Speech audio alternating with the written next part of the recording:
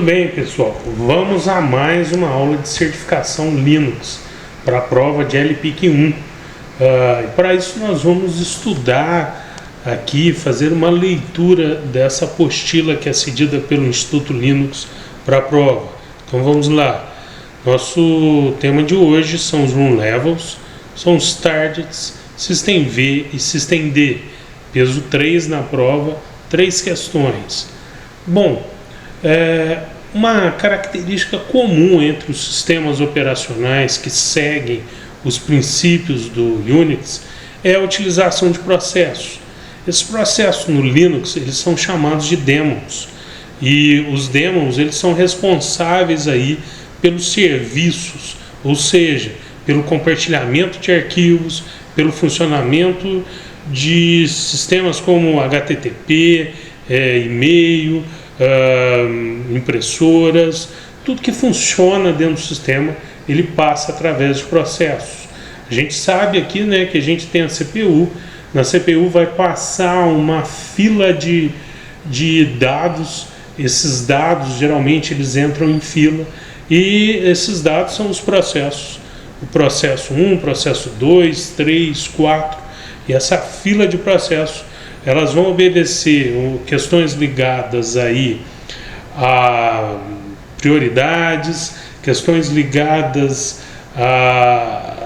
aos processos que vão indo, mais as prioridades que vão fazendo com que muitas vezes um processo tenha que sair ou sair da fila para deixar com que outro processo entre para poder depois continuar mais tarde. Então essas prioridades vão determinar qual processo vai antes, qual vai depois. Então os daemons eles são esses programas que rodam em segundo plano, que na realidade o usuário ele não tem aí a visibilidade em relação a esses processos, e um daemon ele pode gerenciar aí conexões de rede, lidar com agendamento de tarefas ou mesmo cuidar de impressão. Os daemons eles podem ser conhecidos também como serviços que estão ligados a SSH, a serviços de rede, vários processos ligados aí aos daemons. E os daemons eles são gerenciados pelo System D. Na realidade, antigamente gerenciados pelo System V, em algumas máquinas ainda, máquinas mais antigas, nas máquinas novas pelo System D. E o que existe aí são os units. Os units, eles possibilitam o controle desses daemons no que diz respeito a eles pararem, a eles reinicializarem, a eles continuarem, ou seja, eles vão dando aí o nível de prioridade para esses processos. Então, nós temos então os processos na CPU que vão indo em fila, né? Esses processos, eles vão aí obedecer a questão de prioridade, e os daemons vão possibilitar aí que determinados arquivos, determinados programas, determinados scripts, eles se tornem aí processos, né, se tornem daemons que vão estar rodando dentro da máquina, inclusive aí muitas vezes voltando em determinados momentos, porque muitas vezes vão estar aí sendo agendados para aqueles determinados momentos dentro das prioridades que eles têm. Então são daemons porque ficam rodando aí dentro da máquina, também pode se chamar de processos. Para a gente ver um exemplo desses processos, vamos aqui no comando top. O comando top ele vai possibilitar que ele vai mostrar para a gente todos os processos. Ele possibilita que a gente veja esses processos, a quantidade de memória que está sendo utilizada na máquina, quais as memórias, se a memória swap está livre ou não, se o ID desses processos, né, o PID desses processos. Então são informações importantes, ou seja, para a gente saber o que está aí rodando, né?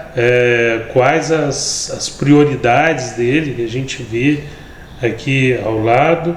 Então, um comando importante aí para a gente observar né, porcentagem de memória, porcentagem de CPU, tudo isso dentro do comando top que a gente pode aí observar.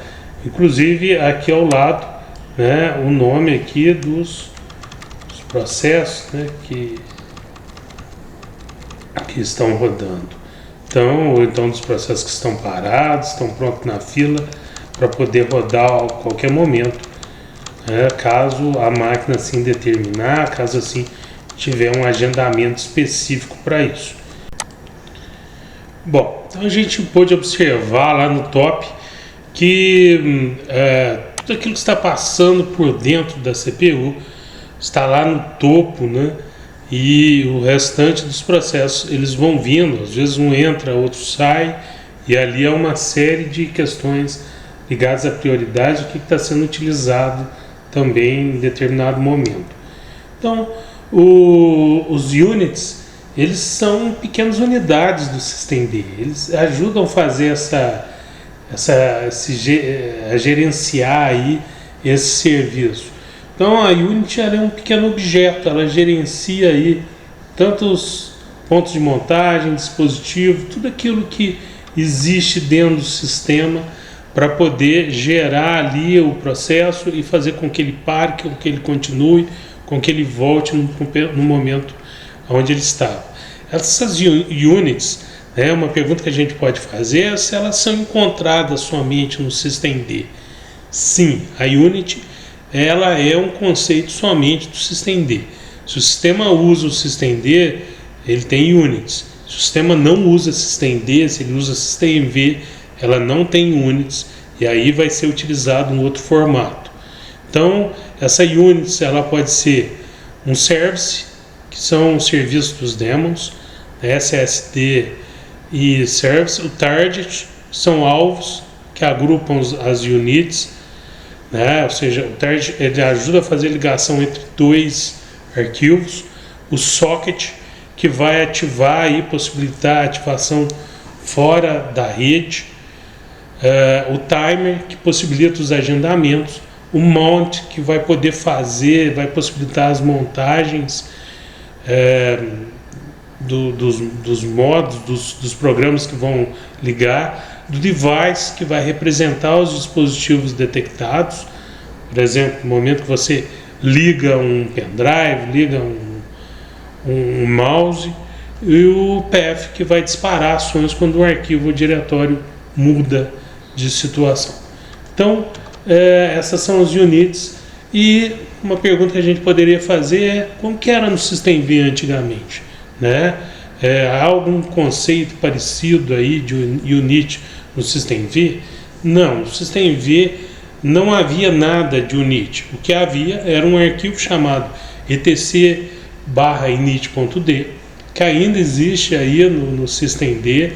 Ele ainda controla alguns dispositivos, ele tem alguns processos aí que ele faz o controle. Então, dentro do init.d havia uma série de processos, né? Ou então de configurações de arquivos que iriam gerar processos. Então vamos lá, cd.etc,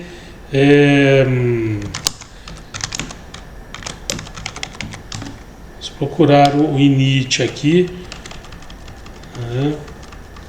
Nós temos o init.d, que é um diretório, pode observar aqui, init.d, ele é um diretório, e esse diretório ele tem uma série de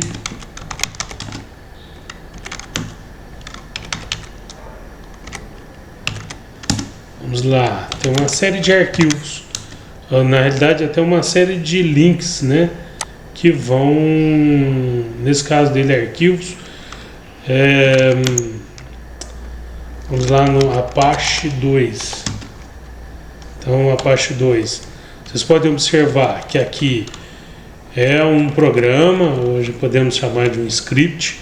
Esse script ele vai gerar um processo dentro do sistema que pode entrar em funcionamento em determinados momentos, de acordo com o que o sistema quer, ou então de acordo com o próprio usuário. No momento que o usuário chama esse arquivo, ele executa esse arquivo passa a existir lá dentro da lista de execução, dentro da CPU, e ali ele passa a funcionar e a utilizar memória, a utilizar processamento da CPU.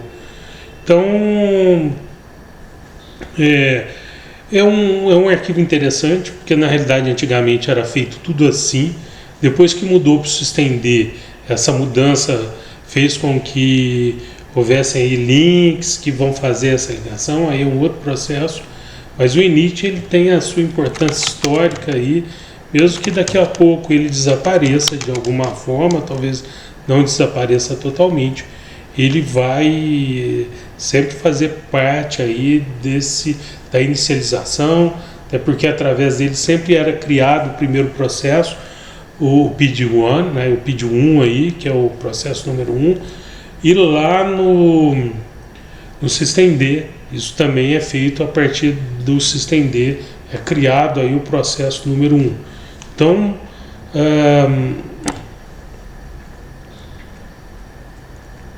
o que a gente tem é essa questão dos processos, né, que vai, aos poucos, vai sempre entrando e saindo lá da fila de processamento na CPU. Se a gente for visualizar a diferença entre systemv e systemd, nós vemos que aí o systemv são room levels, os room levels vão de 0 a 6, e no systemv nós temos o room level 0, 1, 2, 3, 4, 5 e 6. Um level 0 é o route, que é o início aqui, o single user, depois o multi-usuário, a rede, o default, que não tem nada, a parte gráfica do sistema, e o reboot, que é o momento de desligamento do sistema e reinicialização. Então, nós temos aqui uma informação de que o boot no systemv ele sempre era visto como algo lento, ou seja, demorado.